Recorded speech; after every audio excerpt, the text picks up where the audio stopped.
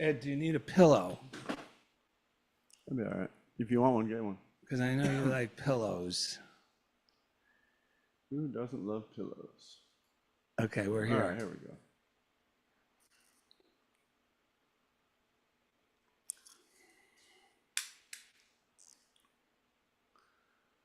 Okay. Oh, there we are. Okay, looks good. Put that up on the Facebook. Okay. All right, hang on 1 second. Well, that's true. I'm just going to get my glasses. All right, Darrell's going to get his glasses.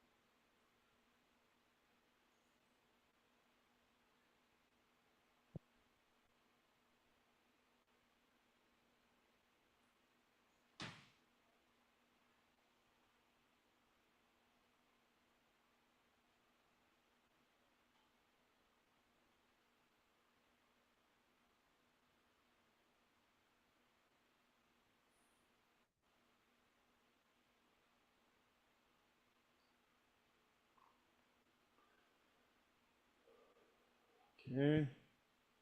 Good. Good. All right, everyone out there in YouTube land, we're just about to get started with Terry McBride. Well, we're going to set up the show as usual out here in Funniest Thing land. Darrell just went to get his glasses. Thanks for joining us. We made it. Hang on, I'm just going to lower his hair. Yeah, I was thinking the same.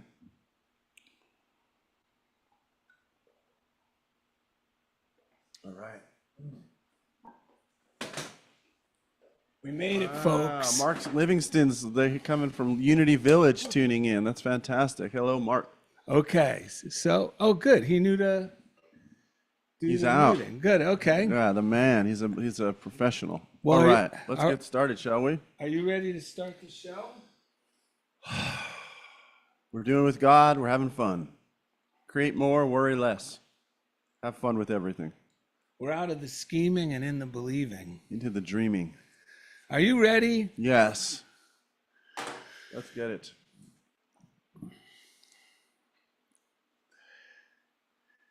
I just realized that's at an angle, but Perfect. I guess it's fine. Yeah, it looks great. All right.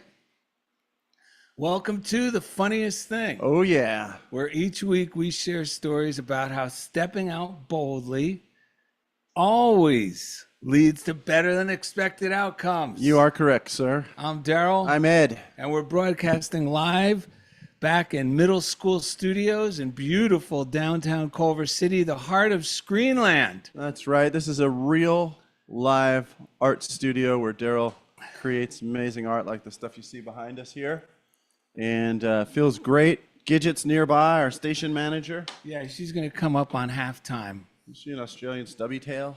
Australian stumpy tail. Stumpy yes. tail. Cattle dog. Cattle dog. Today's show is called I Won't Try Harder with Terry McBride. Quit trying and let God's grace and divine order go to work for you. The word grace means favor. Grace flows to us without hindrance or limitation. The most effective method to overcome, prosper, and succeed is to let go and let God work in your affairs. Let me say that again. The most effective method to overcome, prosper, and succeed is to let go and let God work in your affairs. The secret to success is to trust God and simply do the next indicated action. Alan Cohen states, "We do not need to feverishly hustle to make sure everything will turn out right. We attract all that turns out right by being at peace." On this episode, Darrell and Ed remind listeners to relax. There's no need to push, shove, or impress people in order to get what we want. And during the second segment, tough and tender-hearted Terry McBride gets us to give up the fight with today's reading, give thanks, God's making the arrangements. And we just happen to know he's packed some of his own Fillmores with us because he's got a very inspired take on all of this stuff, which is why he's here today. It came on his special stuff letterhead, so you know this is going to be great. Yeah, and we love it, and you love it, and we love Terry McBride because he very no nonsense. It's been a huge blessing to both of us. Came to Darrell through Unity of Diamond Head, and 1986, folks. Yeah, and he was right at my side when I needed someone to bless my healing when I got my hip upgraded a few years back with some screws. And beyond that, he's just an amazing person to have in your corner. So we're super excited about him being here. And understandably, Terry McBride's feathers got a little ruffled with the title, I Won't Try Harder. Yes. Because we're not implying that there's nothing, that there's no work, and we just go, well, I'm just going to trust to God's will to take care of my life. No. What we're saying is we must make a decision. Actually, there's 4 steps to the process. 1, I must decide what it is I really want, whether that is to recover from an ailment, whether it is a financial increase, whether it's a new job opportunity, whether it's to create something. First step is I must decide. Otherwise, nothing happens. Second step is then I must believe it. Believe that I made this decision, and now this force, this power, this creative force will go to work on my behalf. Yes. And how I do that is I see it. I start seeing it, seeing the condition as if it's already so. And feeling it. And finally, 4, feeling it. What we are saying by saying, I won't try harder, is we won't work by the old means of working from fear, which is third dimensional, getting ahead, thinking. And it's how most of us have been taught. In Catherine Ponder's book, Dynamic Laws of Prosperity, she states that many experts have concluded that success and prosperity is 98%, up to 98% mental preparation and just 2% outer activity. 98% mental preparation. That means working with this law of mind, eliminating the negatives, the I can'ts, the what's the use? Why am I even thinking this is possible? I'll never get well. Eliminating those and replacing them with the affirmative. That's the preparation. But the way most of us have been taught, or the world seems to imply, maybe not directly taught, is it's the opposite. That it's 98% push, shove, grab, do this, do that, get these accolades, so then you could get your foot in the door. However, all that, if we relax and think about it, is motivated by fear. The other way is motivated by faith. And I also want to add too, those 4 steps that you mentioned, if I also bring it down to like the 2 steps, is the first part is what you described. Imagine and claim what you want, which is what you're describing, those 4 steps. Yes. And then what we're talking about too, when we say I won't try harder, is then you got to go out and bless what you have. Yes. Then you got to, and so that's where it gets tricky, because sometimes that's when the fear comes in and says, nothing's happening. What's all that mental stuff doing? I better take over now. And, fear will sometimes try to take over. So a lot of what we talk about is dummying down and blessing what we have, blessing the people in our lives, being an ambassador of God's love. Yes. And that's also a lot about what this show is about. Yes. Appreciation is the most powerful tool we can use while we're moving from one level to the next level. Right. And whether that's with healing, whether that's with finances, whether that's with a specific goal. And actually, when we're willing to step out of the fear of pushing and shoving and say, no, God's working on that. God's working through me and all of these things. Yes. And then when we act boldly and generously and without fear, it actually reinforces to our subconscious mind, wow, this guy really has faith in this stuff. Yes. All right, and then once our subconscious mind opens up and follows suit of our conscious mind, it starts to open up and receive and starts looking for the good instead of protecting us and looking for the bad. Once our subconscious mind gets on board, oh man, that's when the miracles happen. So speaking of these tools, we got just a few readings, but they kick the doors off this topic. Yes. And the first one is a book, Treat Yourself to Life. You can still get it online. It's by Raymond Charles Barker. And I'm gonna say shout out to Nancy Norman's class, Infinite Prosperity, unityjoyoflife.org, every Thursday, 7 p.m. or 7 a.m. Eastern time. It's at 7 p.m. and 7 a.m. And she's been reading this book with us. So if you go to unityjoyoflife.org on Thursdays, go to her Infinite Prosperity class. You can join those classes. They're an amazing tool. And if you start next Thursday, you'll be coming right at the beginning of Prosperity's 10 Commandments, with Georgia Tree West was the author. Yes. And there's another power-packed, how to work with your mind, and seeing that the 10 Commandments are more of an uplifting spiritual method of applying your mind than they are better not do this, better not do that. Affirmative. They're very affirmative, and she brings that understanding to us through that book, which we'll be studying. Okay, here we go. I'm going to just go through this. And this sums it up. Well, this just makes the point clear for anyone. Even if you're not a religious person, this will make it clear.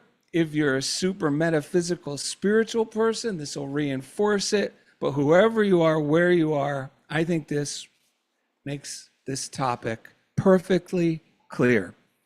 When the conscious mind of the individual deliberately selects a creative idea and delivers that creative idea to the subconscious mind acts as a law and proceeds to produce the equivalent of that idea in the individual's experience.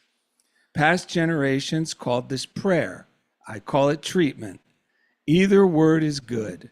I happen to prefer the latter. To me, the word treatment indicates an action on my part. It indicates a definite mental action taking place. It takes prayer out of the nebulous and brings it into the factual.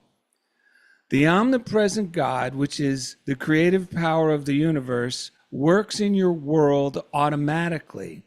The seed becomes the root, then the stem, then the flower. But in the individual, God does not act automatically because of man's free will. You have the capacity of determination. Many of you have said that you have free will and add, but I can't lose weight. Anyone can lose weight who will choose to drink water and have one toothpick a day. The person who says he cannot lose weight is the person who cannot make up his mind to do it, but he can do it. The same thing is true of the person who says, I can't change my job. He means that he subconsciously does not want to. Another says, I can't change my environment. Inwardly, he means he does not want to make the effort to do it, but he can do it. There isn't a thing you cannot do if you want to do it. You have free will. Thousands of people have learned treatment, have proved they can overcome disease, and have done it. Others still insist they cannot get well.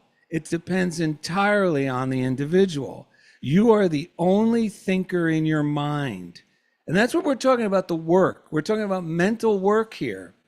You have the right to select any idea, and your subconscious mind will produce the idea you have selected. The universe around you will reshape itself and reform itself for the accommodation of your experience. Your subconscious mind is the producer of your experience. Your conscious mind is the decider of your experience. Both phases of mind are spiritual processes working together.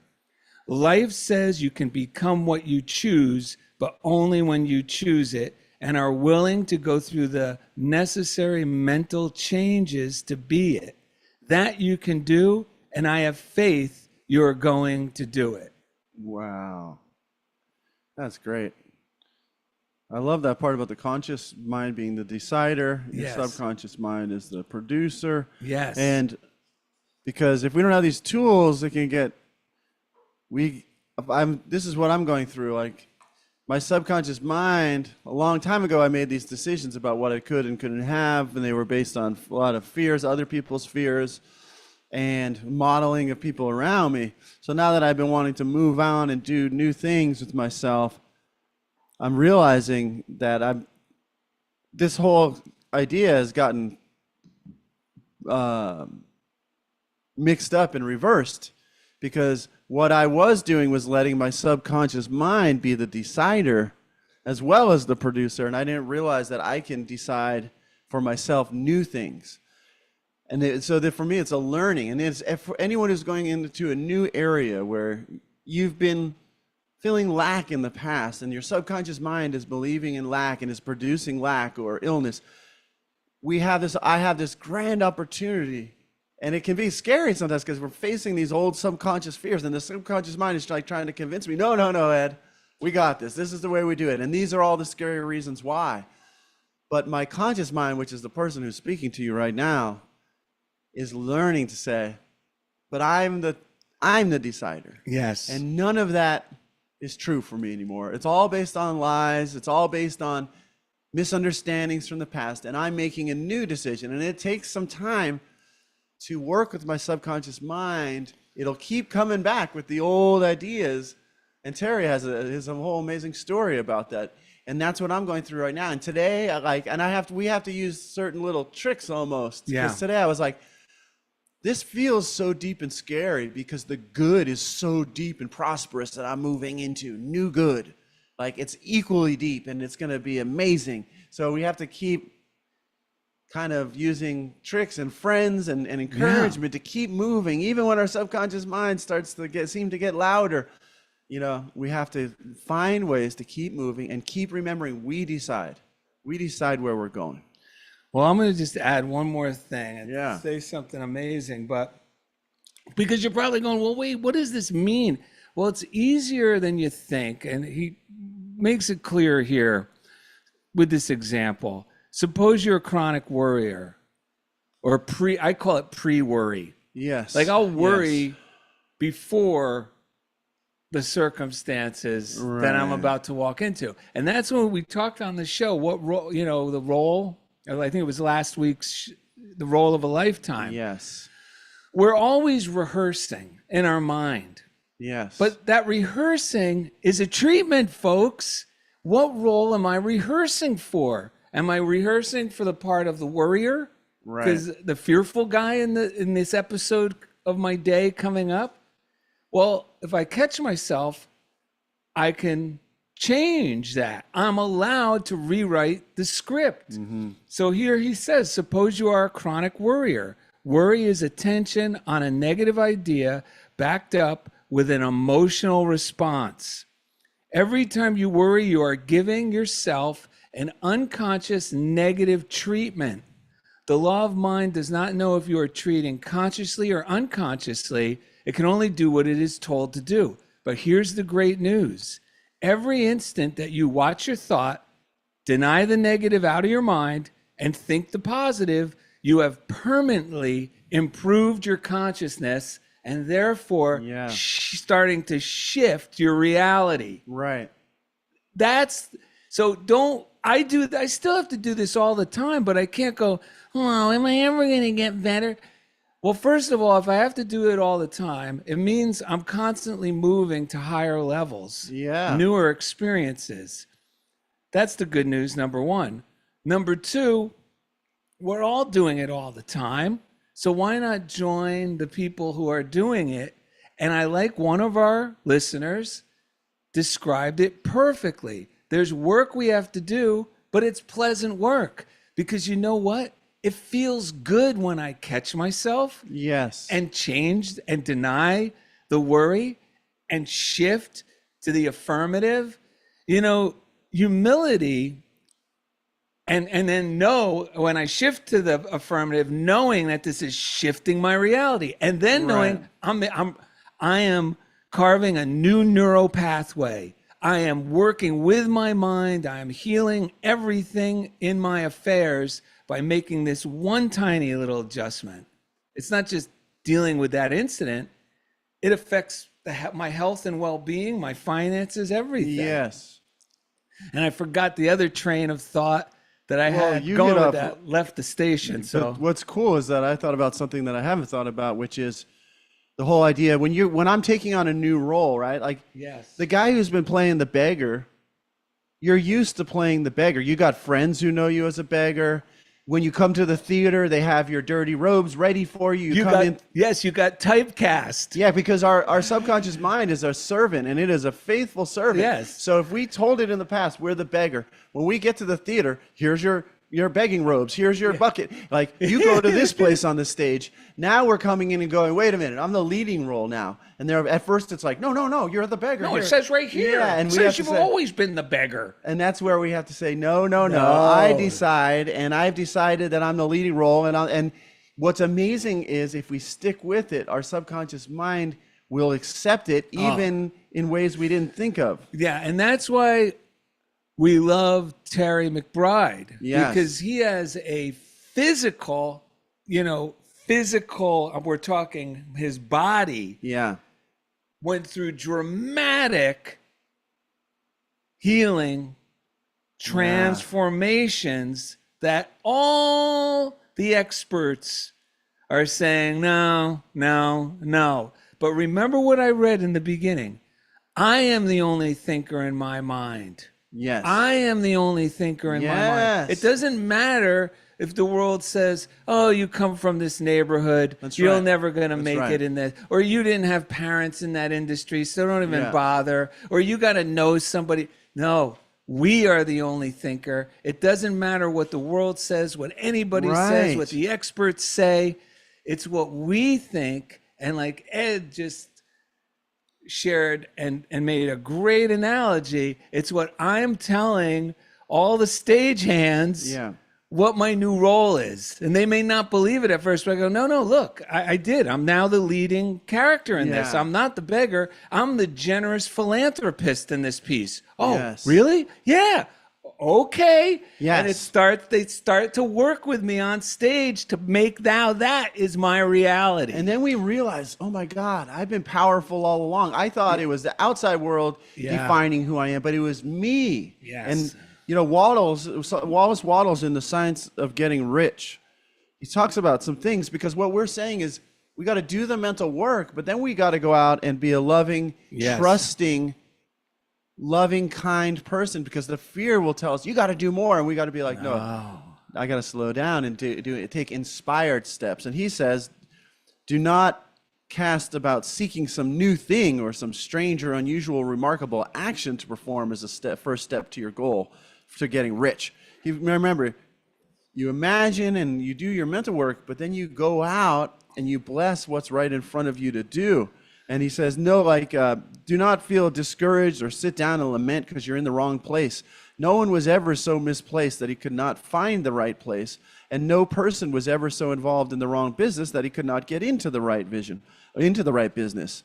And he says, hold the vision of yourself in the right business with the purpose to get into it and faith that you will get into it. And then he says, but act in your present business. Yeah. Use your present business as the means of getting a better one, and use your present environment as the means of getting into a better one. Your vision of the right business, if held with faith and purpose, not fearfully clung to, but held with faith and purpose, which means sometimes you got to let it go and let God work. It will cause the supreme power to move the right business toward you. And your action, if performed in this certain way, will cause you to move toward the business. Hold the vision of yourself and the job you want while you act with faith and purpose on the job you have, or whatever the physical condition you have, and you will certainly get the job you want. Your vision and faith will set the creative force in motion to bring it toward you, and your action will cause the forces in your own environment to move you toward the place you want.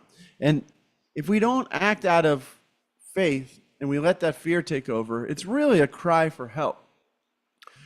The universe hears it as a pained expression and a victim kind of, even if someone gets on stage and all the pomp and circumstance, if underneath it, it's a false bravado and there's insecurity, the loving universe goes, man, this is just a cry for help. But when we take inspired action, when we become a channel through which God can bless others and bless our world, no matter how big or how small, we're in the blessing business. Yes. Then we open the way for our good to arrive. Because what we're really realizing is the good we seek is who we've been all along. Yeah. We just didn't realize it, and now we're actualizing it in the physical world. Yes. Should we get through you got anything you want to say before we get through some mail and get Terry in here? I do, but we got to get Terry in, and we got good mail. And I'm thinking the stuff we got plenty of shows in the future. Yeah. Because during the mail, I'll talk about the Italian during our mail. We got amazing stuff. Let's do our breaths, and then we'll do the business, and we'll get Terry in here. So let's take a few. Darrell just came up with this because this is something to use. Yeah. Because your subconscious mind's going to rear its head. I don't care who you are. When you're listening to Darrell and Ed, you'll think, this is easy, I'm going to go out and do it. But when you get back in the flow of your normal day, your subconscious mind's going to rear its head. These affirmations go along with the last thing I read from Treat Yourself to Life, which is, every instant that you watch your thought, deny the negative out of your mind, and think of the positive, you have permanently improved your consciousness. Yeah. So we're going to reinforce that when we're starting to doubt. Think, I better push some more. I gotta make, like, there's nothing wrong. We're not talking about denying ourselves to do inspired action, because inspired action is pleasant work. We're talking about, and we know what it is when we're motivated by the feeling of hurry and make it happen. And worry. That never works. And this is how we could help get ourselves disengaged with that. Right, because whether we like it or not, we are the leader of our own world. We are the president. We are the general of the army. So imagine if the general of the army was curled up in a ball in the corner and blaming everyone else. The army doesn't know what to do. No, they're like, what the hell are we supposed to do? I don't know. He's in a ball back there. Yeah, so then who knows who's going to take over? Because they don't know. They don't know what we know. I can tell you this. It's in here too. If you don't decide, I'm going to have to paraphrase because I don't know exactly where it is, but it's basically, if you don't take charge of your subconscious, what happens? It just defaults down to what it's been used to. Like the old, worn out, fearful, stuck at this level operating system. That's all. That's why we act like our mom or our dad or whoever it is. So if we're not taking charge, it's going to go, and the soldiers are just going to start smoking cigarettes. They're not going to prepare for battle, and the whole thing is going to be a mess. So we could take charge, and once we've decided, we know we'll be provided. Yes. And that's the kind of rally cry that the soldiers of our subconscious mind get, or they get excited. The stadium of fans starts cheering. Yes. When you give, your subconscious mind loves a great and good thing to work on for you. It loves to go to work for something wonderful and life-affirming for you. It's much more childlike than we give it credit. Yeah. It actually, when our subconscious mind is coming up with all this negativity, it's more like a 4-year-old kid who's acting like dad, being grumpy at work, or acting than actually wanting to be that way. It's just following its marching orders. So let's take a deep breath. Once I've decided, I know I'll be provided. Yes. Once I've decided, I know I'll be provided. Once I've decided, I know I'll be provided. Since we hear the angels, it's time to thank Jeff Comfort. He's the chief engineer on the audio side of the tracks. If you're listening on the audio apps, podcast apps, you'll hear the sound effects and such. And each week, he takes us right into the comfort zone. Yeah, we got some great mail, Ed. Oh, if you want to send us mail, send it to. We love getting mail at our P.O. Box. Funniest thing, P.O. Box 1312, Culver City, California, 90232. So we got an amazing message from Yogi the Clown, who was on the show a few weeks ago. Yes, which was Send in the Clown. Yeah, and he said, cheerful day to you. Someone in my city happened to watch your YouTube show, and they submitted the video to the local newspaper, and now they want to interview me. He said, your show has changed my life. Isn't that crazy? He didn't try hard to make that happen. He just he does his loving service as a clown, as a clown in helping people in recovery, coming in prisons, all like real service-oriented stuff. And then he does his inner visualizing and all of these things we're talking about. And look what happened. So we got a text from Jillian, our neighbor, who's a great artist and a listener and a viewer. And she said it was a great show last week. She loved the texting story and the responses to the idea of win-win equations. She loved the pickle man, the story about the pickle man. She called it pure gold. She said, you guys were especially incredible today. Thanks so much for enlivening and uplifting the frequencies in my life. Also, Aisha and Mark were delightful and how you all connected.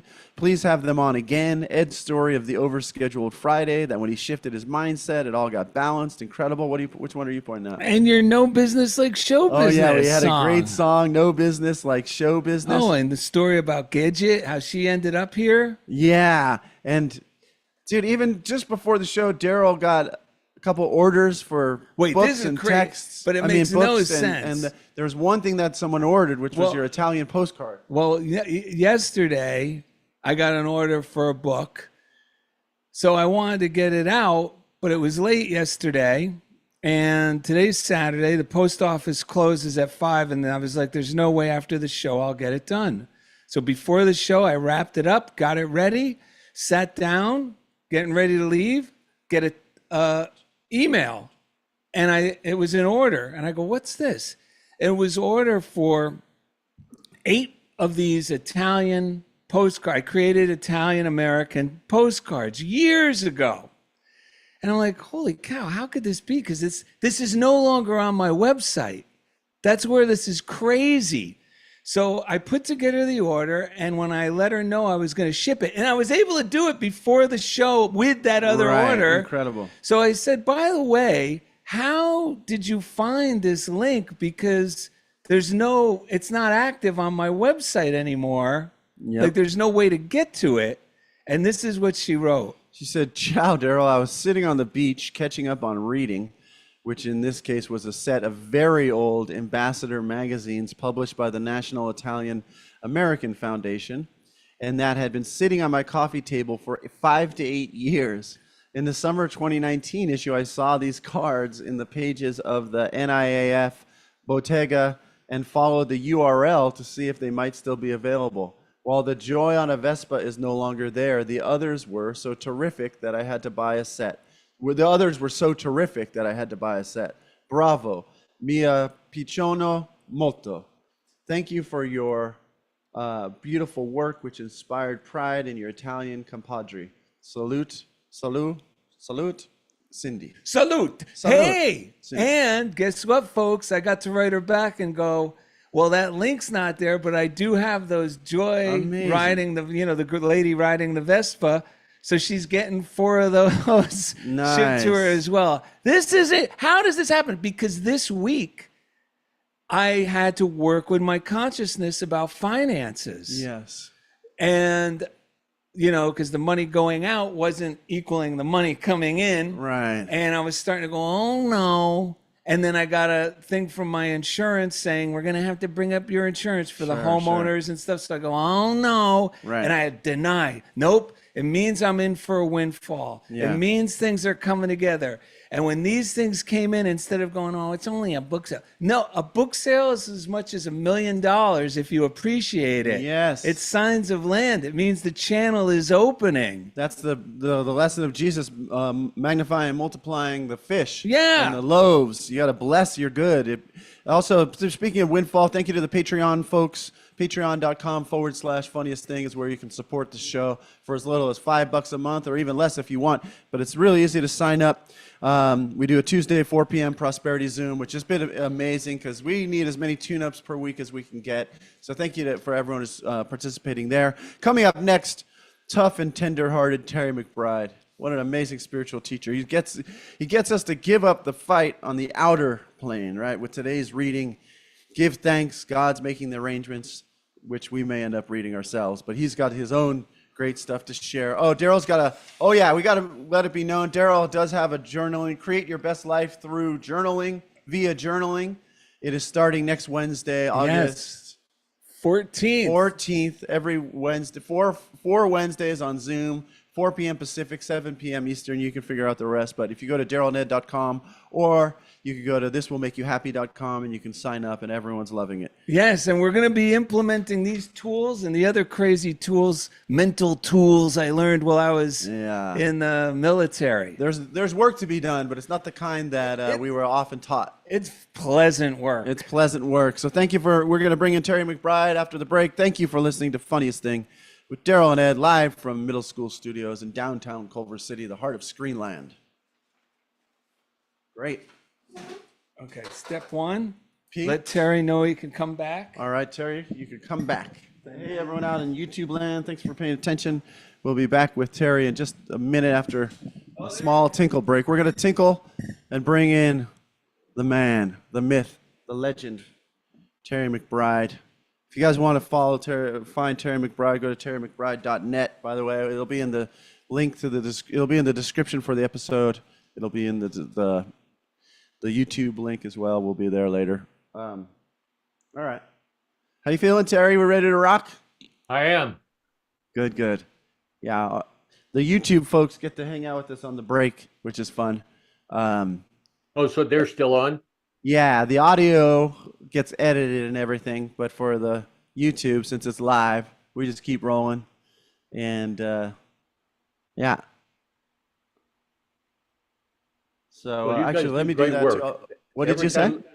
You guys do great work. Every time I'm with you, the banter you do before the guest comes on, it really opens the door for people to explore this idea that we're going to talk about, where Fillmore says, working in your own consciousness. I mean, that's where you guys really shine. Right. Assisting people to begin to take charge of their consciousness. Yes. Thank you for that. And, when we come back in, we could just, if you're up for it, we could bring those Fillmore readings straight away, so that could kind of lay, if they feel like that works, that might be a nice thing to lay the groundwork. So just bring it on to me, and then what I'll do is talk about what has been in the daily word kind of thing, and then I'm going to read all three of these Fillmore things. Awesome. Okay. Yes, everyone out there in YouTube land, you're going to love this. I'm going to use the restroom. I'll be right back. Okay. We got our dog laying back here.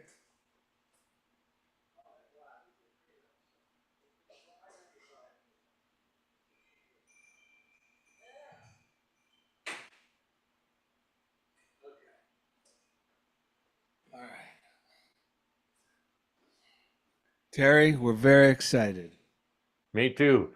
How come you drink out of a jar instead of a glass? Or is that because you can get more in there?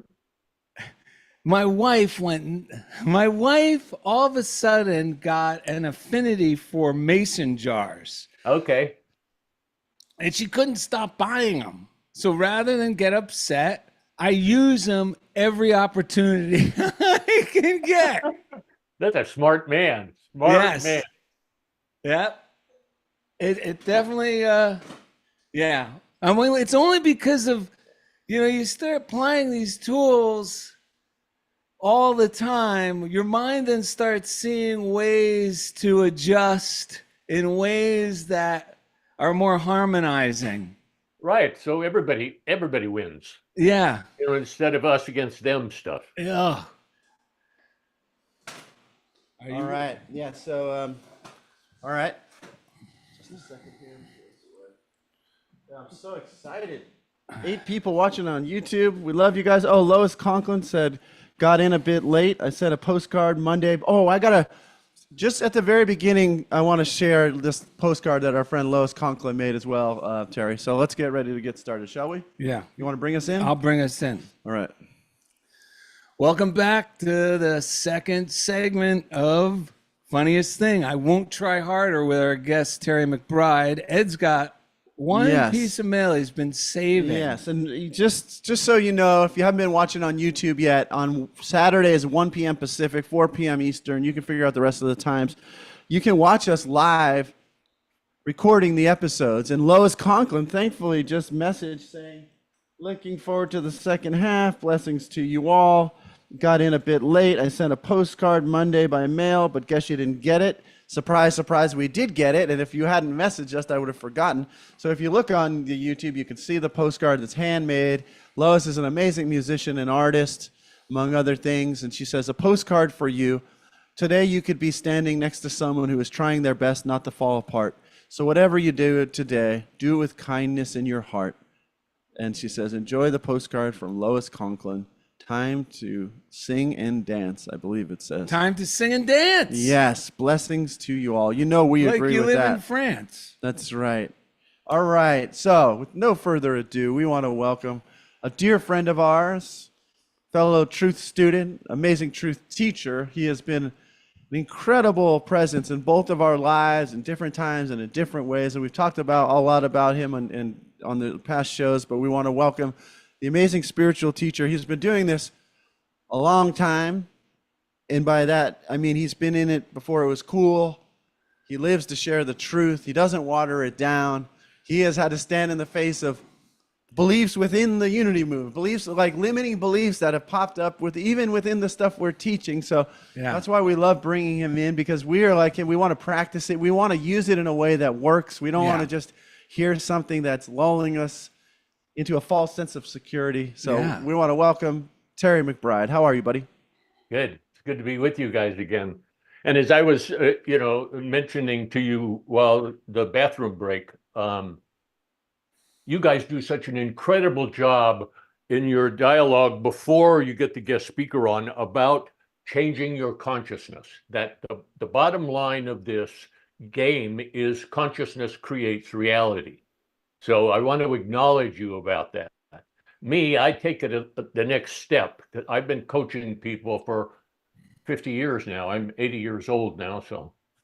Wow. And so what I want to do, I appreciate what they write in some of the Daily Word stuff, but I don't always agree with it. And that's a nice thing about Unity. You don't have to agree with everything. You get to come in and take the stuff that works for you and put it on. But the very last line, it says, for by grace you have been saved through faith. And this is not your own doing. It is the gift of God, not the result of works, so that no one may boast. And then it's out of Philippians, however you pronounce that. Those are the kinds of stuff. And I believe that's the Old Testament. The Old Testament was all about, it's all up to God. It's not up to you. You can't do anything. You have to give yourself to God, and then God will give it to you. The New Testament, what Jesus brought to the party, was the idea that no, God has no plan for you. God just says yes. And it's your consciousness that creates reality, which is absolutely opposite of what this quote says, that it's not through your own doing that you accomplish. So people need to realize that even in our spiritual teachings, they're diametrically opposed. And it's not only that, it's which Bible do you read? When I used to do seminars, I quote the King James Version, Philippians 2, verses 5 and 6, where it says, let this mind be in you that was also in Christ Jesus, who knowing himself to be in the form of God, thought it not robbery to stand equal with God. That's about standing in your own divine magnificence to create reality. However, if you go look at the Bible the Baptists put together, which is not the King James Version, it says, let this mind be in you that was also in Christ Jesus, who though he was in the form of God, he knew that equality with God was not a thing to be grasped. Absolutely opposite. Yeah. And it's out of the Bible. So you need to remind your people that not only, depending on which teacher you listen to, which Bible do you read? So anyway, with that given, let me share the heart of what I believe unity speaks to. And so I'm going to quote three things from Charles Fillmore. And it's out of the Unity Treasure Chest, which is out of print. But anyway, on page 71, he's talking about, so how do we create the lives that we want? How do we move into this human experience as one who can make a difference? And this is what he says. The way to do this is the way Jesus did it. He acknowledged himself to be the Son of God. The attainment of the Christ consciousness calls for nothing less on our part than a definite recognition of ourselves as the sons and daughters of God, right here, right now, regardless of appearances to the contrary. We know we are the sons and daughters of God. Then why not acknowledge it and proceed to take possession of our God-given right? And the God-given right he's speaking to is our ability to create form. And then the second part that he talks about on page 98 of the Unity Treasure Chest, he said, Jesus did not claim to have exclusive use of the supernatural power he used. He knew that others could do what he did if they would only try. He encouraged his followers to use the power of faith and thought. The works that I do shall ye do also, and greater works than these shall ye do. But notice that Charles is saying that Jesus used these principles. He didn't just theorize about them. And what he's saying is you and I can use this same power. And then the third one I like is page 93. He says, study and research are well in their own time and place, but no amount of either will get you out of a concrete difficulty. Nothing but practical work in your own consciousness will do that. And that's what you guys talk about. Bottom line, we in other words, what unity offers us is we get to come to the game of human existence with this, with an understanding that I am divine in nature, which allows me to be the creative force in my divine existence. That's what unity offers us. And then out of that, you get to come to the game as being God in form. Out of that, you get to make it up because it's your consciousness that will create the reality that you desire.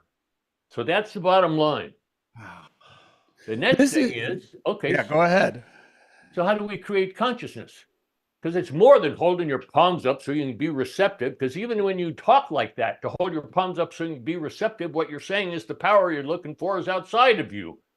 We ought to be holding the palms next to ourselves so we begin to experience the divine nature that I am, which allows me to step into this game with authority.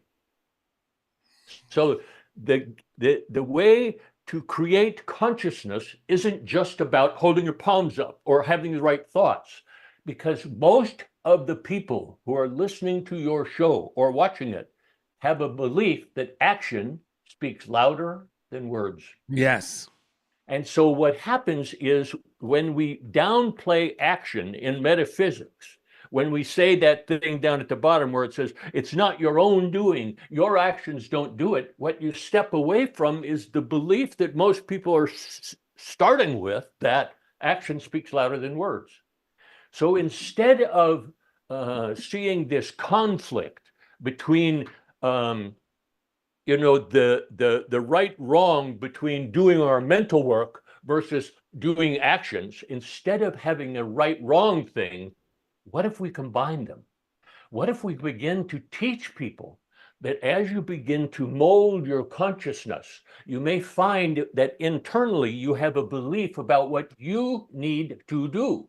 Yes. Yeah. Right? it's just a belief, and it may be an old belief. You talk about, they may not be true anymore.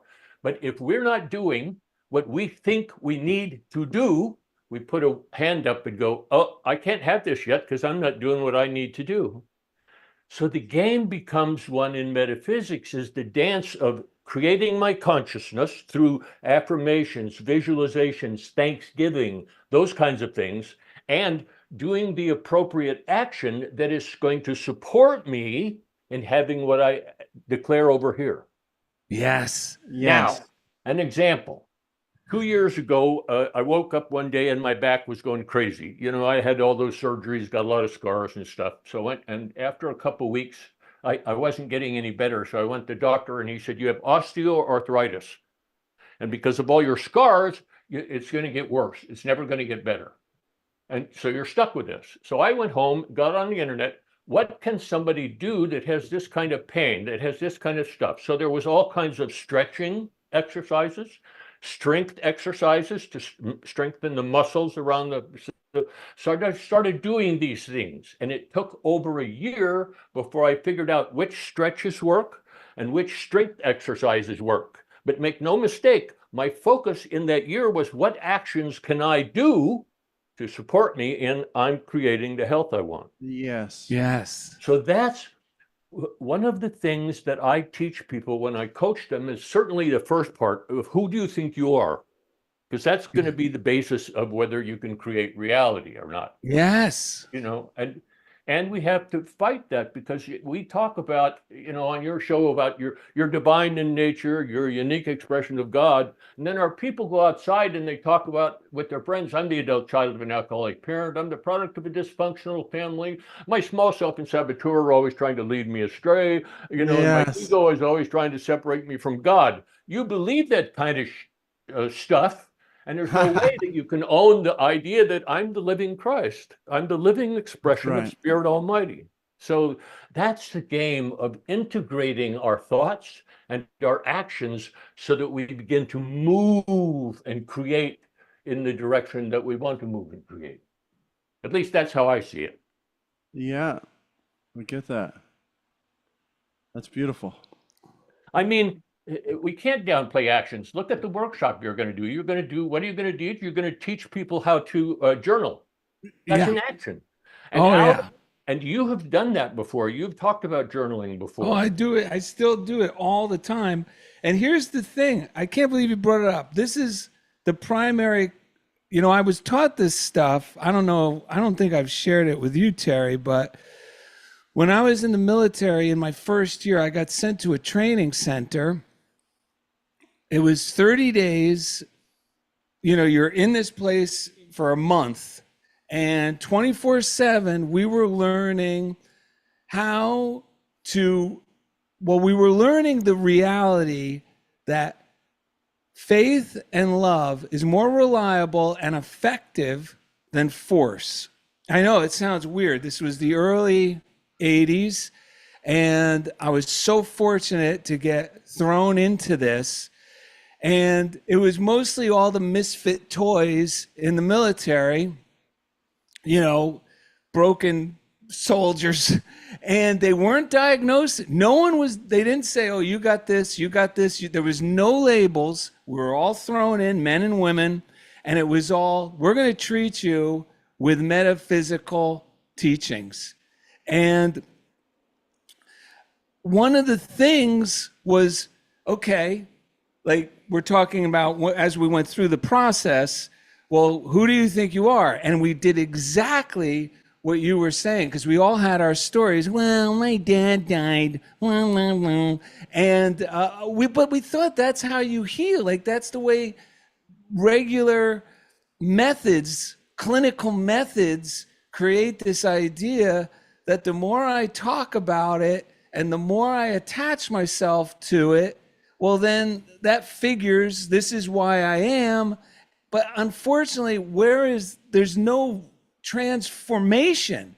And I'm so grateful that this didn't leave any wiggle room. These guys were a lot like you. They were emphatic, plus they were Marines. So it really led a lot of credibility to it. Marines are teaching all about love and faith and the application of the two. But one of the things was about this. They said, and it's funny that I just wrote this down.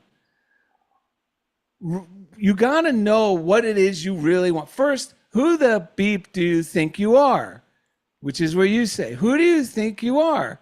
What role are, like, you're not these things you're telling us, these achievements and these hardships. That is not who you are. And it made sense to me, Terry, because I never really felt grounded or comfortable saying I was any of those things. Even like when you say a specific job title, even up in that time in the military, even if it was something great, it felt limiting. It felt like there's more to me than just these labels. So we were understanding that, by God, that's the truth. You know, when you're trying to impress people with your labels or your bio, the people you tend to impress are not the people you want to impress. Yeah. So you don't need to do that. But here's the thing about writing it down. Sorry, I got it right here because I just wrote this. Sorry. Okay. Who do you think you are? Because we got to let go of those old stories. And then what do you really want? Now, and don't compromise. What do you really want? No one's going to laugh at you. No one's going to think, just write it down. And it was like, really? We're allowed to do that? Yes, you're allowed to do it. Boot. Okay. So we write it down. Now, here's the good part, Terry. When you bring your mind to the point of focus long enough to write it down, something happens. Yep. Something happens. And what happens is, like you were saying in the reading about from what we just quoted, it made me realize what's happening is now I'm doing the first order of business is deciding what it is I really want.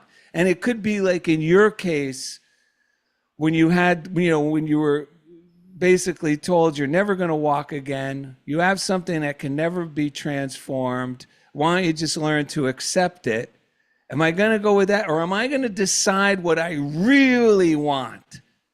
And when we do that, I think something incredible happens in our subconscious.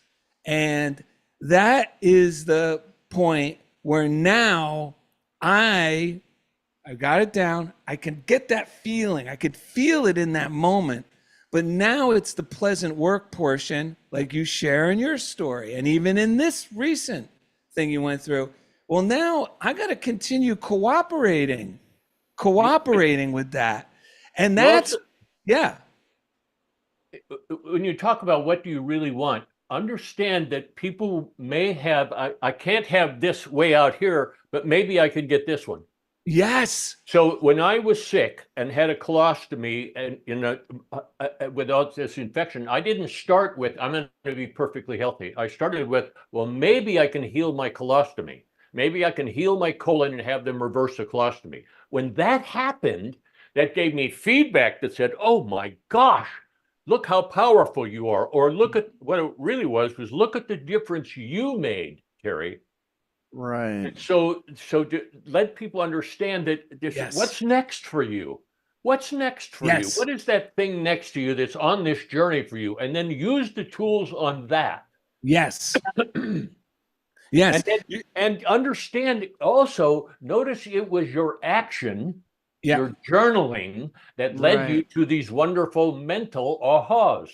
It's incredible. That's the combining, instead of making action wrong, instead of, the one versus the other, to begin to bring them together so that your daily action is supporting what you're saying you want. And you just move this thing until you find that on a 24-hour basis, I'm creating reality. Yeah. And you start getting, like you had, the intuitive thought.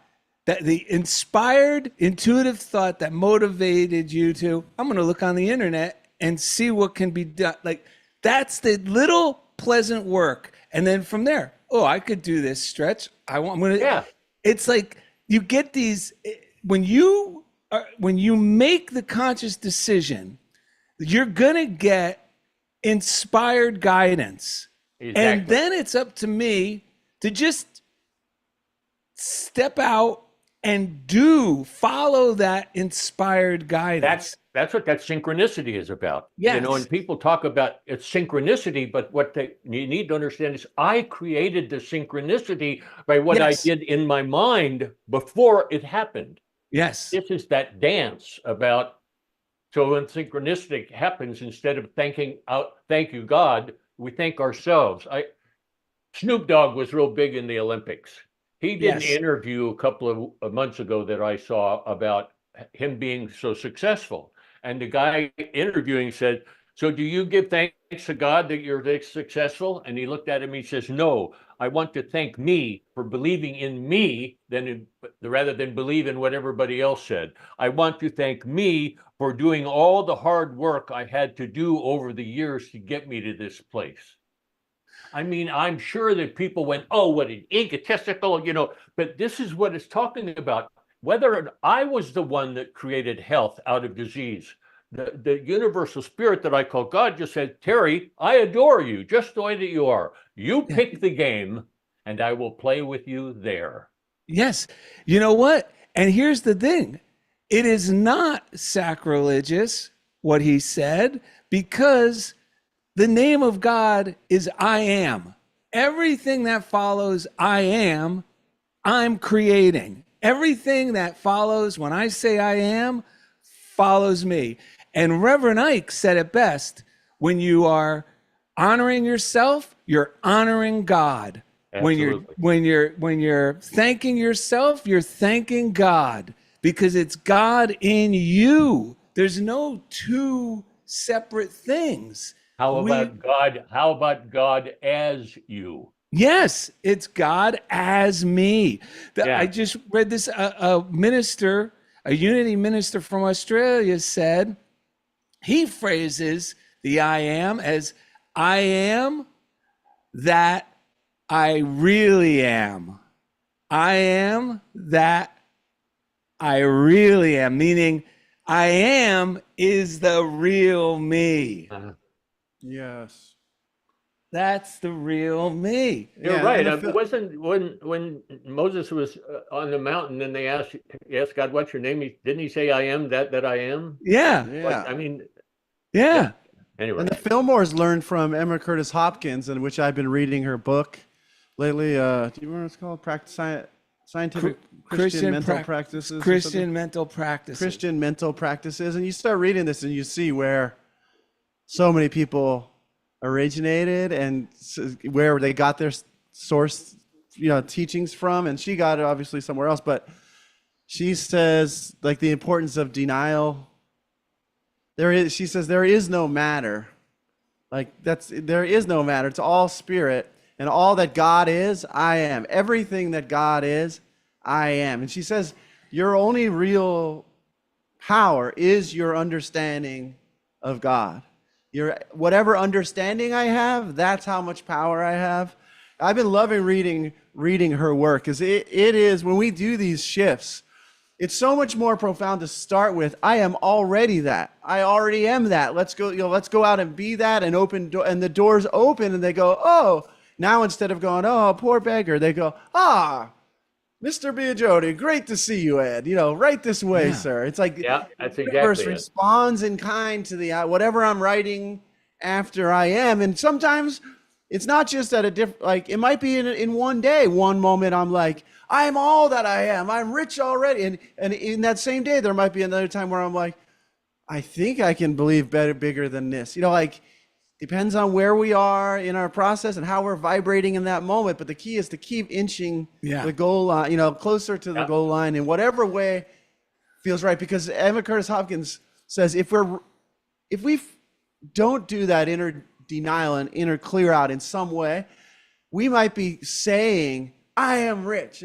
But if inwardly we're trying to pile that on the belief that I'm just vulnerable, I'm a victim, and if we don't clear that out in some way, those affirmations are really working against, they're say they start working against us. Like you said, if we're not really in harmony with what we're affirming, we should shift our affirmations to something that brings us a sense of the greater I am, the greater oneness, and forget what anyone else is thinking or saying. These words are very direct and very clear. The teachings of Jesus were and there's a lot of organizations and things that are not comfortable. There's a lot of people sitting, next to me at different times. They're not comfortable, but it does not matter. This I am is walking through this amazing gift of life. And I have a stronger and stronger desire to live in the glory of the God that I am and experience the fun and the laughter and this show and talking to you and all the big to the small. It doesn't matter. It's the good. I mean, our subconscious mind is so powerful. When I was driving home from the beach yesterday, I've been shifting a lot of stuff. We drove like an hour and a half to get some good ways. My buddy was with me. One of my big moves lately is to let him drive. I used to like white knuckle it. I don't care how tired I am. But I was like, no, I'm tired. Will you drive? I let him drive. And we were driving through Orange County where I grew up. And for a while, I had this anxiety feeling would come up when I was driving through there. And I didn't know why. And lately, I've just been like shining a light on that. It's time to clear that out. That is and I realized, wow, I've been holding on to a lot. This is not when I'm with Terry, not when I'm with Darrell, but when I'm by myself in the past, I've been entertaining, when I was 14, this, or that's why. So I realized all that stuff starts to get triggered when I drive through Orange County. But the crazy part was we were listening to an artist named Biba Doobie. She's a young songwriter from England. And she was talking about her song. And let's go listen to that song. But inwardly, I was feeling this anxiety from like when I was younger. And this song like went so perfectly along with me feeling like a victim. And it flooded me back to when I was a young person. And I would drive and I'd feel sorry for myself. And I'd listen to Feel Bad song. And I was like, holy smokes. My subconscious mind is so full of this stuff right now that even the song we were playing was starting to play into that. And so thankfully though, I stepped out boldly. I turned it off. My friend said, what do you think, mate? Because he's from Scotland. You said it's crap. I said, I do not like this right now. I told him, what's going on? It's like tapping into like how I used to feel. And we ended up switching over. And I had all this narrative that used to be me. I'm going to talk to him about how hard it's been. And I was like, nope, I'm not going to talk to him. This was all going on in my head. I go, I don't want that. I don't want any more of that. No. So instead, I acknowledged just enough. This is how I'm feeling. Let's put on something. We ended up putting on I Love LA by Randy, like some ridiculous song. And I got a whole new experience of, and we started talking about how much I love LA. And I started realizing how far I've come and that I moved to LA because I wanted to be in LA. No one told me, it was like a small choice I made from, let's finish the rest of our drive talking about me and how small, or let's start talking about how much I love LA and how happy I am to be here. And it just was night and day experience. Well, here's the thing. And I just heard this. It's God, or whatever you call it, the universe, we really don't care because the laws are in effect. Yeah. And like Terry was mentioning, Jesus he wasn't the creator of these laws. He just understood these laws are in operation. Let's use them for good purpose. Yes. Because they exist and they're operating, folks. And he said it. We're not making that up. Yeah. He himself said this. Yeah. So this I heard, God or the universe, say God can only be as generous with you as you are with yourself. Yes. Woo! And that's what you were. Yes. You were being generous with yourself. I'm not going to sit through this hard, like these moan and groan song that's just lulling me back into the bad bowels of my subconscious that I'm trying to rid myself of. Right. And thinking by staying in it and talking about it, somehow that's helping heal me from it. Right. That is not helping heal. That's just reinforcing a method of thinking that's not working anymore. And you can feel it's not working. And neither is sitting in it and pretending it's not happening. Yes. No, I'm okay. We got to clear. I told Darrell I was driving over here because something happened last night. I had this conversation with my wife, and it just brought forward this clear truth that like God is draining the swamp of my subconscious mind right now. And I've been affirming my subconscious mind is now open to the good. It is receiving it is no longer rejecting the good, because that like little cheer, I love Yeah. being me. This is all here for me. I can't wait to see what's going to happen. And because I've been Yes. doing that, last night something was going on with my wife and I. We were having a discussion, and where in the past I would have went dark and stayed there, my subconscious mind didn't stay there. Yes. It was like I said, I went to the restroom. I didn't say it to my wife, but I said to myself, I don't like any of this. And as soon as I said that, I go, whoa, I was slipping into an old dream. None of that's true.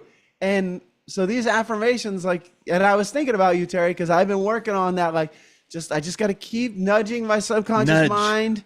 Sometimes I'll give it a swift kick if I feel like that's like I'm in one of those moments, but just keep moving it into acceptance, because I'm the one making the decision here. And it will jump on board. It will get on board, and it is getting on board. And I'm going to read this one more time, because this is what we're talking about. Every instant you watch your thought, deny the negative out of your mind, and think of the positive, you have permanently improved your consciousness. And this is the little things. And I just thought, if we title a show, we got to have Terry back, and we're going to do the title, Drain the Swamp with Terry McBride. We're going to get people tuning in thinking it's about something else, in politics or DC. And so they might need to hear that, you can't work on the outside there unless you drain the swamp of your own subconscious mind first. Yeah. And you got to be ready. I did this when I went to the museum the other day. Let life move you. Like, let this power, like, this isn't, I'm still in control. I'm sitting here. I mean, it's weird because it is paradoxical. It's like, I am also letting go of control to the power of the universe that is saying yes. And I'm ready. I got to be more joyful like a kid. Whee! Like exciting things start happening. Things that are a result of my thinking, but also things that I could have never conjured up. But I'm saying yes because I know it's this loving, friendly God energy, which is who I am. Yes. Finally being allowed to shine. And it feels amazing. Well, I think it's because we're talking about two different things. We're talking about letting go of control, of me trying to manage and control the situation in the physical. I'm going to do this, I'm going to do that. Like, not in a healthy way, like Terry's talking about the next indicated inspired activity, but I'm going to kind of get in there. No, it's knowing who I am. Knowing there's a solution too. Knowing there's a solution, believing that the solution is already operating with my agreement that it's operating. Yes. And now settle into that. Yes. And then the right act, because then you're guided. Oh, wait, I don't need to rush over there. I need to go I feel like going this way. And you follow that. And then that turns out to be a golden link in your greater good. Yes. Terry McBride. Terry McBride got us fired up again. You did it again. You want to say I like that. Things, bring some things we're going to wrap the show soon, but are there things that you want to share before we go? I just want to allow people to love themselves as they're trying to figure this out. Yes. For example, if I get too enamored with I'm going to drain the swamp, then it's one more way of saying I'm going to get rid of every limiting thought I have. If that's your goal, then you get to have limiting thought after limiting thought after limiting thought after limiting thought. But if you say I'm going to drain the swamp because every time I think these negative thoughts, it's going to be automatic that I go to this one.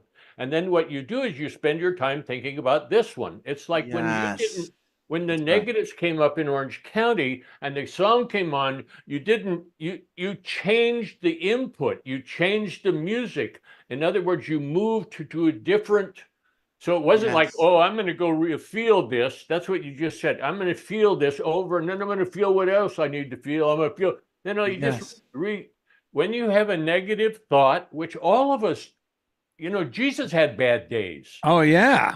But when a negative thought comes up, what you do is you train your mind that it immediately turns it around, just like you did in the car when you notice this, because that's how the mind works. It's a stimulus response mechanism. Drive through Orange County, and what you will tend to get is some of the old feelings you had when you drove through Orange County. Not a good or bad thing, but as soon as that happened, you noticed it, you changed the music. You thought different thoughts. Yeah. Yeah. It wasn't like, oh, I'm going to go delve into this until it's, remember you just said that doesn't work. It does not work. But you put on top of it. You don't go, when you have a bucket of muddy water, you start pouring in the clear water. It doesn't all get clear all of a sudden. It's all clear. No, it's a gradual process. So allowing your listeners to understand that this is a step-by-step process of being able to regain or even just gain your ability to create the life that you want. Yes, right.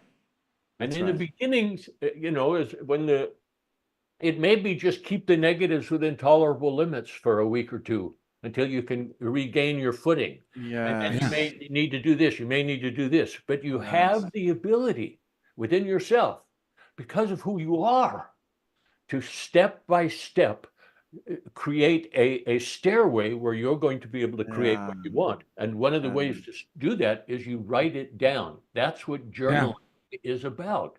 When you write it down, something happens. It's magic in here. It has to happen in here before it crystallizes where you're willing to write it down. Get involved with these techniques like journaling or laying out your written priorities. Get involved with that stuff and make this idea of experiencing life as a glorious adventure, your priority, instead of like some lesson you're supposed to learn.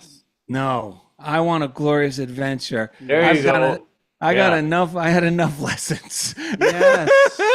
Amen. Amen.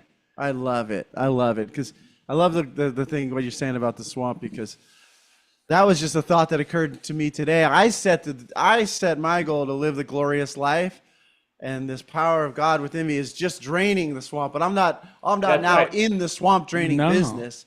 I once told a guy, because I saw this happen when I was in the spiritual psychology master's program. I realized, because it's like they teach you how to, and very effectively let go of some issues, work through stuff. But I realized if you're just out there hunting issues to work, you're caught, and you get the high of, I feel the issue. I say with these people, we work the issue. You we let keep it go. getting issues. You're like, oh, that's what you like. That's your amusement park. Here's another issue. Go sit with your friends and work. But I'm like, I love it. The goal for me is to live this glorious adventure to the fullest and share my light while I'm here. And as a result, right now there's some swamp draining going on, but I'm not making that. I don't have a truck outside that now says Ed's swamp draining business. Well, all we need to do is all we need to do is give our subconscious mind permission by saying, I'm ready now to have all this drained out of there. That's enough. That's it.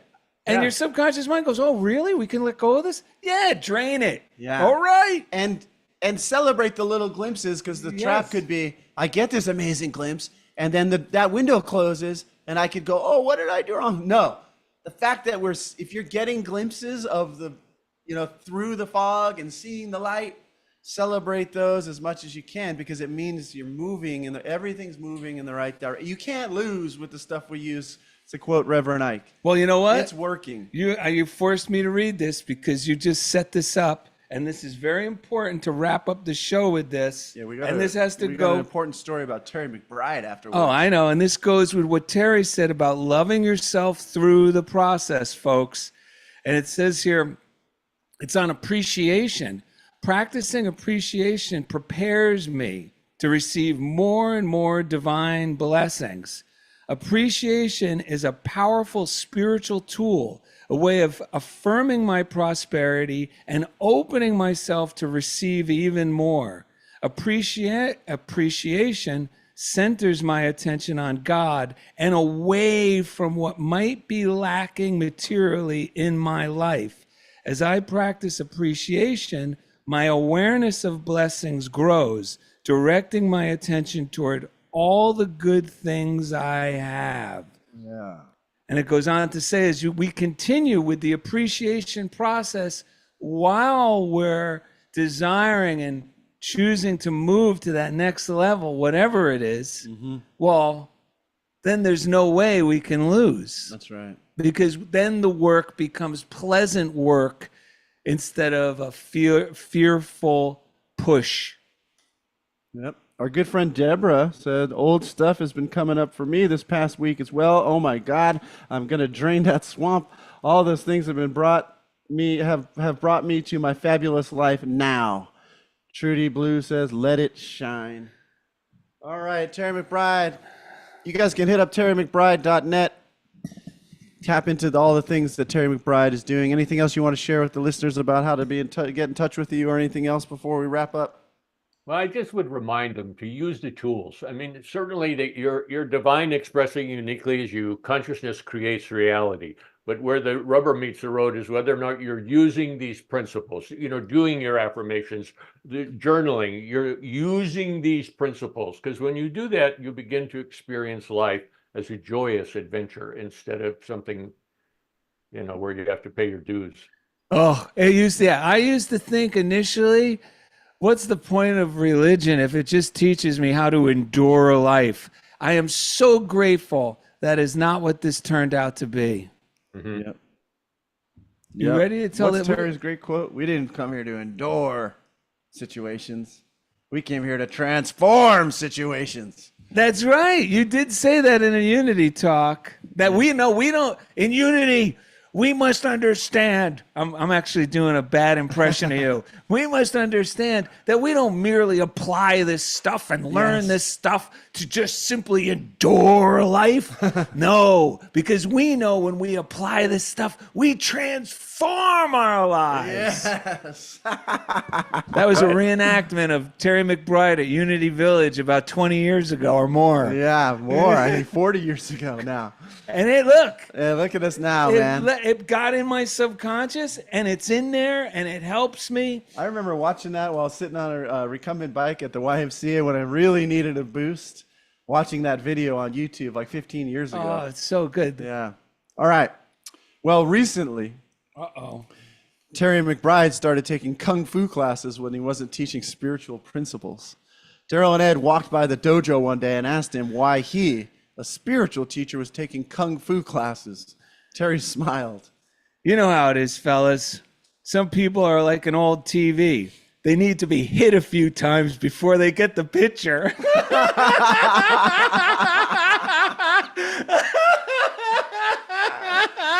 Oh, man.